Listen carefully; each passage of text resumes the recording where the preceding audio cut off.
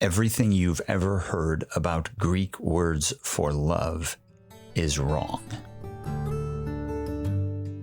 This is the Extreme Stewardship Podcast, where we explore anything and everything that gets us better at making things good and good at making things better.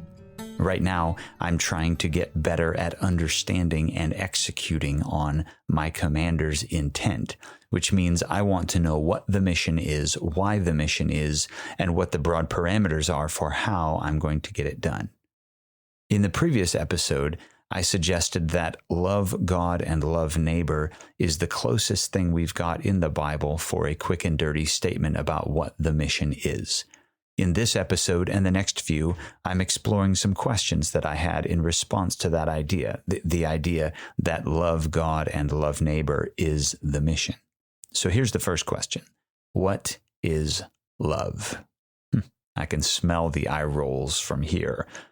But the fact that a word has been used and abused and overused and hijacked and rendered nearly devoid of all plausible content just means it's that much more important that we define it, because the last thing we should do is all use the word love and assume we all agree on what it means, because we clearly don't all agree on what it means. So we have to define love before we do anything else with that word.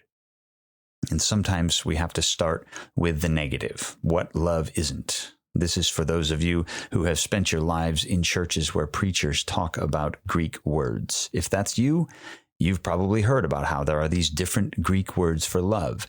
Eros means sexual love, philos means sibling love, and agape means covenanted, committed, self-sacrificing, divine love.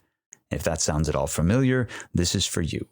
And I really don't have a nicer way of saying it. That whole constellation of ideas about how these different Greek words mean different kinds of love, especially as it gets applied to finding the word agape in the Bible, is wrong. Full stop. Eros does not mean sexual love. Philos does not mean sibling love. And agape does not mean covenanted, committed, self-sacrificing, divine love. Like in 2 Samuel 13, when Amnon rapes his sister and the Bible describes his feeling toward her, the Bible describes his feelings toward her as agape. Or when Proverbs 4 invites us to exercise eros toward wisdom. These plug-and-play definitions don't work in these contexts. Now, by the way, it isn't just that these three Greek words don't mean what we've been told they mean. The fact is, most words don't work like this in the first place. The way words work, generally speaking, is that the same word can mean two different things in two different contexts, and two different words in two different contexts can mean the same thing. Like when the word trunk can refer to the front of an elephant or the back of a car. Or like when I see a person moving quickly and I could say they are running, sprinting, dashing, flying, hauling, zooming. Or like I already did, I could just say they are moving quickly. One word to describe many things, many words to describe one thing.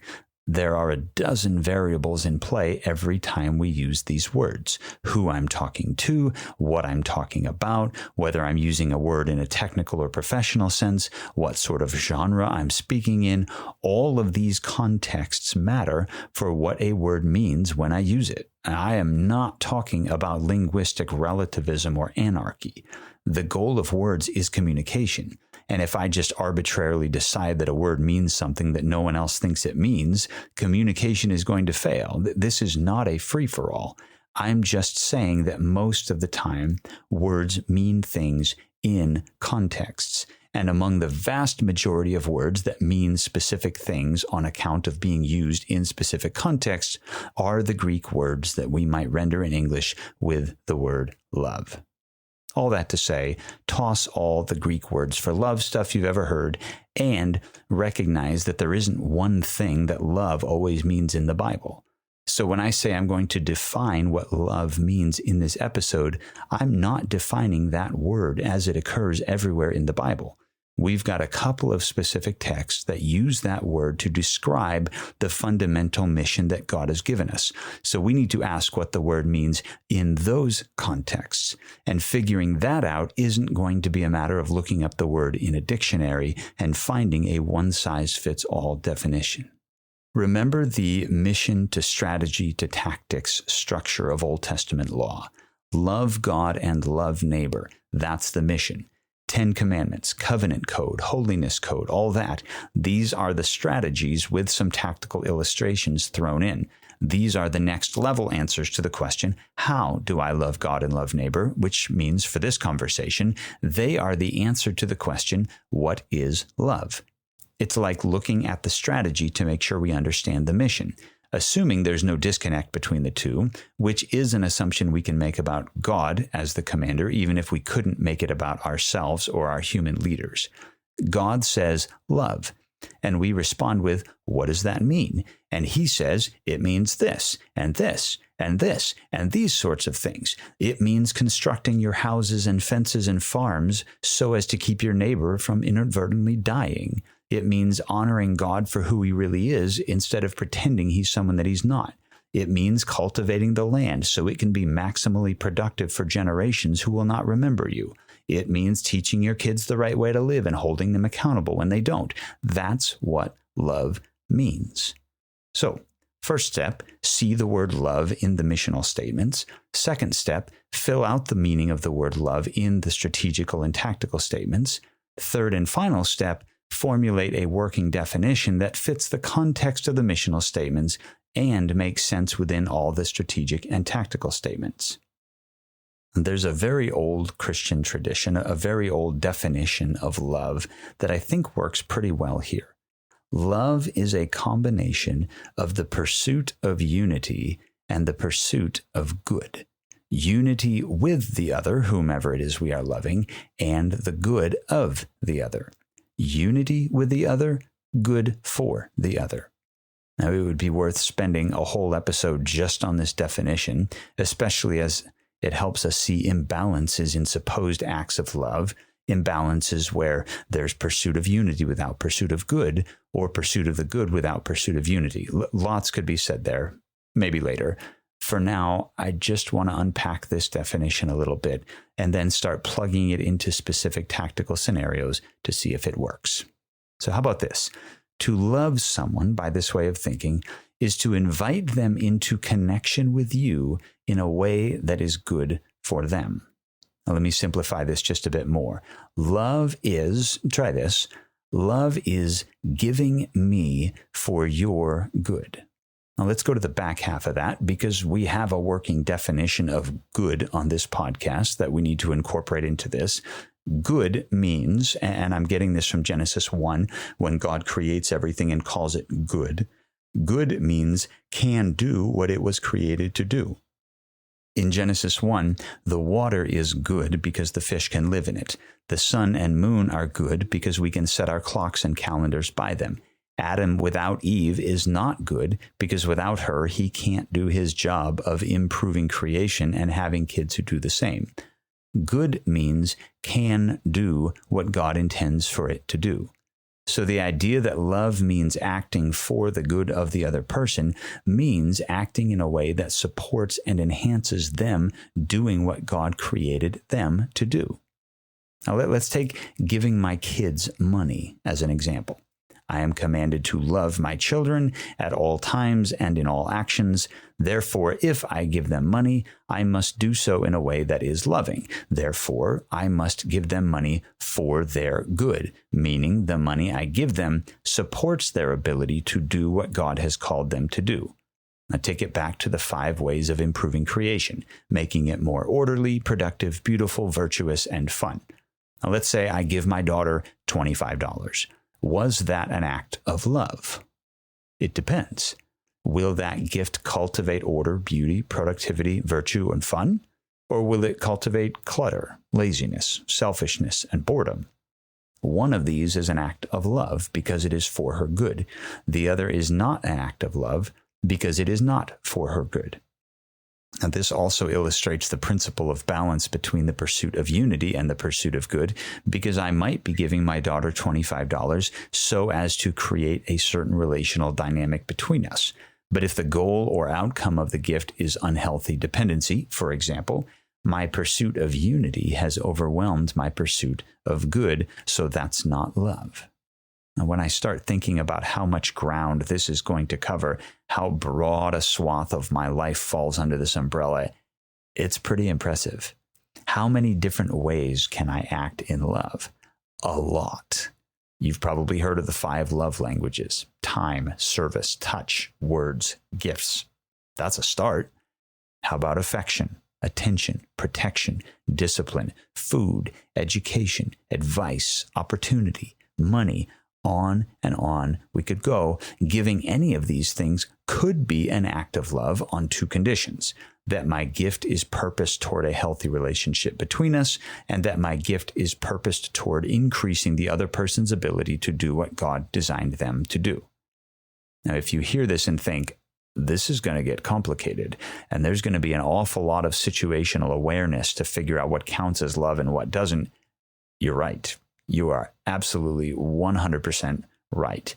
This definition of love is going to prompt more questions than answers, at least initially, and that's the point. That's the point of the commander's intent. We're not looking for black and white answers to every single tactical question. We're looking for missional clarity and general parameters, and hopefully that's what we've got here.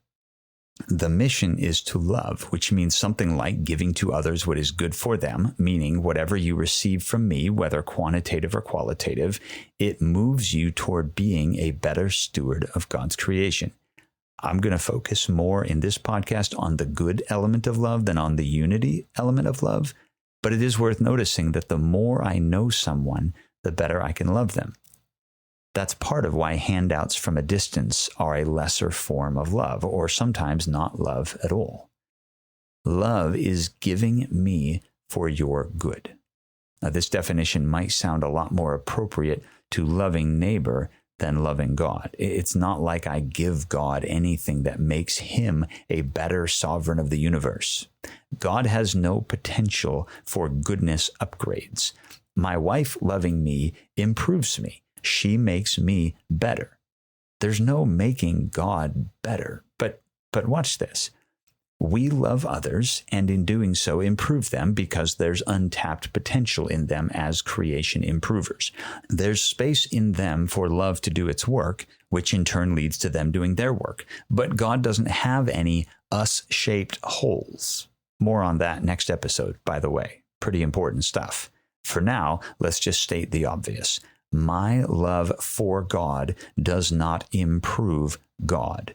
God already has and is all the love he could possibly be. In fact, it was out of his love that we received the capacity for love in the first place.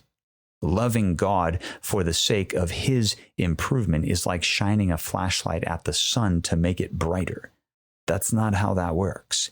Don't shine a flashlight at the sun. Just close your eyes and lift your face and bask in its warmth. That's love for God. To love our neighbor is to give for their good. To love God is to receive for our good. Now, maybe that sounds selfish, like loving God is sitting back and waiting for him to give us stuff. And this is where the pursuit of unity comes into play, because I'm not pursuing the stuff that God can give me. I'm pursuing God. In receiving God himself, in being the recipient of his pursuit of unity with me, I receive a lot of other stuff. But if I pursue the stuff, the supposed good, without pursuing unity with him, I'm not actually receiving his love. And if I'm not receiving his love, the stuff that I receive from him isn't going to be good. I'll be the child of a billionaire who hopes daddy will just trust fund me through life. And when I'm young, I think that's him loving me.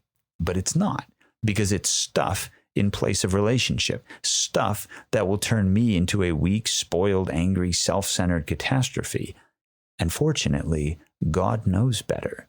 He refuses to give apart from relationship with him, and he refuses to give what is not good. That's his love for me. And then my love for him is to open my arms and receive what he knows to be good for me and to not despise the gift. If that still sounds a little one-sided, well, that's because it is. God doesn't need us at all for anything. Again, episode on how and why this is the case coming real soon. What do we have that we did not receive? Nothing. So of course it's one-sided in the sense that God is moving us by his love for us in a way that we are definitely not moving him by our love for him. Without his love, we are nothing. Without our love, he's the same as he ever was. And while that might sound cold and unresponsive on God's part, it's actually an incredible gift. Have you ever wondered if the love you were receiving from someone wasn't as much for your good as it was for theirs? Have you ever felt manipulated because someone was acting like they wanted to give something to you, but really they wanted to get something from you? Now imagine receiving love from someone who doesn't need you for anything at all, ever. Well, there's zero chance they're manipulating you because there would be no point in it, nothing in it for them. The only reason they're giving to you is that they want to, because it's good for you. That's God's love. There's nothing in it for him other than the opportunity to be himself toward us. Wow. And of course, the goal in all this is to love like he loves. Don't love for the attaboys. Don't love for the reciprocity. Don't love because you'll get something out of it. Love is my gift for someone else's good, not for my own good.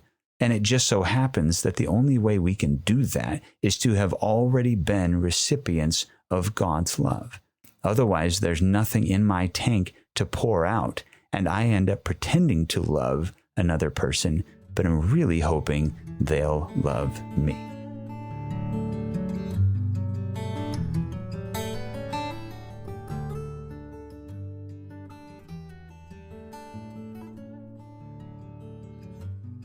Thanks for listening to the Extreme Stewardship Podcast. My name is Michael Kibbe, and I teach Bible and theology at Great Northern University in Spokane, Washington. My behind-the-scenes partner in this project is my brother, Ben Kibbe. Our editor-in-chief is Liam Olmsted. Art comes from Leah Leanhoutz, and of course, music is provided by Dave Murray of Daradoon Guitars. If this series has been helpful or challenging to you, or if you've got a story about extreme stewardship that you'd be willing to share, shoot us an email, extremestewards@gmail.com. We would love to hear from you. You are, of course, welcome to like and subscribe and tell your friends and all that. What we really care about is that you have gotten better at making things good and good at making things better.